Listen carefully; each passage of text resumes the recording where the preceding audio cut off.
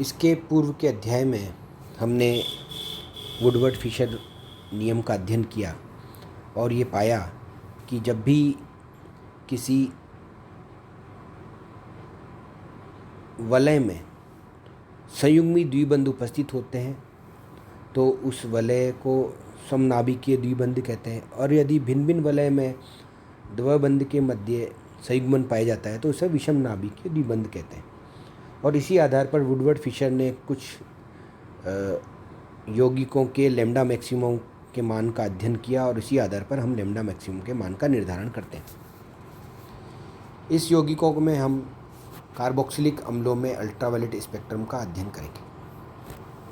Carboxylic अम्लों में carbonyl समूह के कार्बन परमाणु से एक OH समूह जुड़ा होता है, अतः ऑक्सीजन के पास लोन पेयर उपस्थित होने के कारण कार्बोक्सिलिक अम्ल अनुनाद प्रदर्शित करते हैं और अनुनाद के फलस्वरूप पाई इलेक्ट्रॉन का विस्थानीकरण होता है और इलेक्ट्रॉनिक संक्रमण के लिए अधिक ऊर्जा की आवश्यकता होती है। इस प्रकार लैम्डा मैक्सिमम के मान में कमी आ जाती है और यही कारण है कि कार्बोक्सिलिक अम्लों के लैम्डा मैक्सिमम के मान 200 नैनोमीटर के आसपास प्राप्त होते हैं। चूँकि लैम्डा मैक्सिमम के मान में कमी होती है, हमने पूर्व के अध्याय में हमने ये पढ़ा कि यदि लैम्डा मैक्सिमम के मान में कमी होती है तो इस प्रकार की कमी को हम हिप्सोक्रोमिक शिफ्ट भी कहते हैं, या ब्लू शिफ्ट कहते हैं।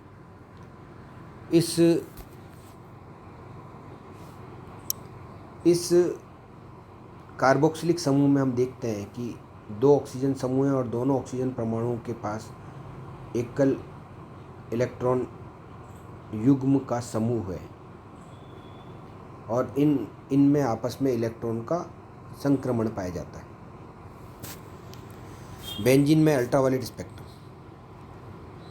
और इस कारण ही कार्बोक्सिलिक समूह में लैम्डा मैक्सिमम का मान कम प्राप्त होता है। अब हम देखते हैं कि बेंजीन में अल्ट्रावायलेट स्पेक्ट्रम। बेंजीन की संरचना में 3 संयुग्मी द्विबंध उपस्थित रहते हैं, अतः इसकी संरचना में पाई स्टार संक्रमण ही संपन्न होते हैं और निम्न 3 प्रकार के अवशोषण बैंड प्राप्त होते हैं। प्रथम पाई स्टार संक्रमण के कारण 184 नैनोमीटर पर एक तीव्र अवशोषण बैंड प्राप्त होता है जिसे हम E1 बैंड कहा जाता है। दूसरा पाई स्टार संक्रमण के कारण 204 नैनोमीटर पर दूसरा अवशोषण बैंड प्राप्त होता है जिसे E2 बैंड कहा जाता है। और तीसरा 256 नैनोमीटर पर पाई स्टार संक्रमण के कारण दुर्बल अवशोषण बैंड प्राप्त होता है जिसे हम E3 बैंड कहते हैं। अतः बेंजीन के लिए लैम्डा मैक्सिमम का मान 256 डिग्री नैनोमीटर प्राप्त होता है, जो कि एक समनाभिकीय संयुग्मी वुडवर्ड फिशर नियम के अनुसार के लगभग बराबर होता है। अल्ट्रावायलेट स्पेक्ट्रोस्कोपी के उपयोग। अल्ट्रावायलेट स्पेक्ट्रोस्कोपी किसी संरचना के निर्धारण के साथ साथ ये भी बताती है कि उस संरचना में कितने द्विबंध जुड़े हुए हैं या कोई उस संरचना के साथ कोई एल्किल समूह जुड़ा हुआ है, जिसका प्रभाव उसके अल्ट्रावायलेट स्पेक्ट्रम की परास पर पड़ता है। पहला, संरचना का निर्धारण। लैम्डा मैक्सिमम के मानों के आधार पर कार्बनिक यौगिकों में उपस्थित क्रियात्मक समूह तथा प्रतिस्थापियों का निर्धारण किया जाता है, अतः इन मानों के आधार पर कार्बनिक यौगिकों की संरचना का निर्धारण किया जाता है। संयुग्मी द्विबंध का निर्धारण। जब कार्बनिक यौगिकों में उपस्थित 2 द्विबंध उपस्थित नहीं होते हैं तो कार्बनिक यौगिक एल्किन के समान ही व्यवहार करता है और लैम्डा मैक्सिमम का मान 165 नैनोमीटर प्राप्त होता है। परंतु जब दोनों द्विबंध संयुग्मी द्विबंध होते हैं तो लैम्डा मैक्सिमम का मान 217 नैनोमीटर प्राप्त होता है। अतः लैम्डा मैक्सिमम के मानों के आधार पर संयुग्मी द्विबंध का निर्धारण किया जाता है। और यदि द्विबंध भी एक ही वलय में उपस्थित होते हैं तो हम इसे समनाभिकीय द्विबंध कहते हैं और इसका मान 253 नैनोमीटर प्राप्त होता है। यदि वो 1,3 ब्यूटाडाइन की उपस्थिति में है तो हम उसका मान 217 नैनोमीटर मानते हैं। तीसरा, इस अल्ट्रावायलेट स्पेक्ट्रम का उपयोग संयुग्मन के विस्तार का निर्धारण भी किया जाता है। प्रत्येक संयुग्मन के विस्तार के कारण लैम्डा मैक्सिमम के मानों में 30 नैनोमीटर की वृद्धि होती है। अतः लैम्डा मैक्सिमम के मानों के आधार पर संयुग्मन का विस्तार का निर्धारण किया जाता है। फोर्थ, क्रियात्मक समूह का निर्धारण। लैम्डा मैक्सिमम के मानों के आधार पर क्रियात्मक समूह की पहचान की जा सकती है।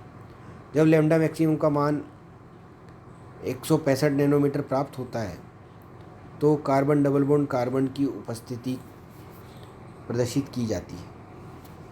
जब लैम्डा मैक्सिमम का मान 200 नैनोमीटर प्राप्त होता है अर्थात पूर्व मान से अधिक प्राप्त होता है तो ये पता लगता है कि उसमें कुछ ऐसे क्रियात्मक समूह उपस्थित हैं जिसके कारण उसके लैम्डा मैक्सिमम के मान में वृद्धि हो गई है अथवा बेथोक्रोमिक शिफ्ट या रेड शिफ्ट हो गया है। अतः उस कार्बनिक यौगिक समूह में उपस्थित अन्य समूह की उपस्थिति को दर्शाता है। परंतु जब लैम्डा मैक्सिमम के मान 270 से 300 नैनोमीटर के मध्य प्राप्त होता है तो यह कार्बोनिल समूह की उपस्थिति को प्रदर्शित करता है। फिफ्थ, ज्यामितीय समावयवी का निर्धारण। समकक्ष समावयवी में बड़े आकार के समूह द्विबंध के एक ही ओर उपस्थित रहते हैं, अतः इनमें प्रतिकर्षण के कारण यौगिक की समतलीयता नष्ट हो जाती है और इलेक्ट्रॉन संक्रमण कम ऊर्जा पर ही संपन्न हो जाते हैं और लैम्डा मैक्सिमम के मानों में वृद्धि हो जाती है। अतः समकक्ष समावयवी के लिए लैम्डा मैक्सिमम का मान विपक्ष समावयवी से अधिक प्राप्त होता है। अतः लैम्डा मैक्सिमम के मानों के आधार पर दोनों समावयवी की पहचान की जा सकती है।